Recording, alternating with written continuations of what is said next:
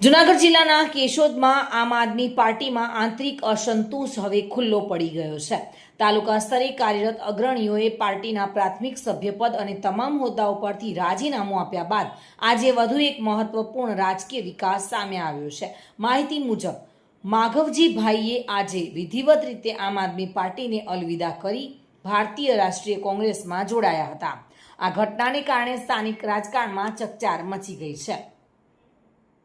આમ આદમી પાર્ટીની અંદર 2019 થી જોઈન્ટ થઈ અને ખૂબ જ ખંત અને ખૂબ જ મહેનતથી આમ આદમી પાર્ટીને પગભર કર્યા અને આજે જ્યારે આમ આદમી પાર્ટી ભેગા કોઈ વ્યક્તિઓ નહોતા તે વખતે અમે પ્રવીણરામ સાથે તેમજ ભાઈ અમારા ઈસુદાનભાઈ સાથે દરેક કાર્યની અંદર અમે એમના દરેક આંદોલનમાં દરેક વખતે અમે ખૂબ જ ટેકો કરી પક્ષને ખૂબ જ મજબૂત કર્યો।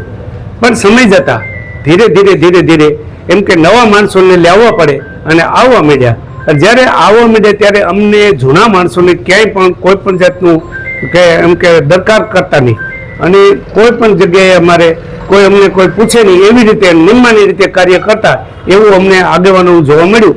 અને જે લોકો આજે અમારા પછી જોઈન્ટ થયા એ પ્રમુખ થઈને બેસી ગયા, ઉપપ્રમુખ થઈ ગયા, બેસી ગયા અને સત્તાઓનો મોટો અને અમે જ્યારે જોઈન્ટ થયા ને ત્યારે એવું એક બોર્ડ હતું કે ભાઈ સત્તા માટે કોઈ માંગણી કરવી નહીં એટલે અમે કરી નહીં, પણ એનો મતલબ એવો નથી કે સત્તા માટે અમે હકદાર નથી। અમારું કાર્યવાહ એવું છે કે આમ આદમી પાર્ટીને એક ઝીરોમાંથી હીરો સુધી પોગાડી અને અમે અપેક્ષા તો રાખીએ ને। જ્યારે હમણાં નગરપાલિકાની ચૂંટણી આવી, હું નગરપાલિકાની અંદર ગાયત્રી વિસ્તારમાં રહું છું, નગરપાલિકા વિસ્તાર કેશોદની અંદર જ રહું છું અને કેશોદની અંદર ચૂંટણી હોય તો સ્વાભાવિક છે આપણી ઈચ્છા થાય કે આપણે લોકસેવાનું કામ કરીએ।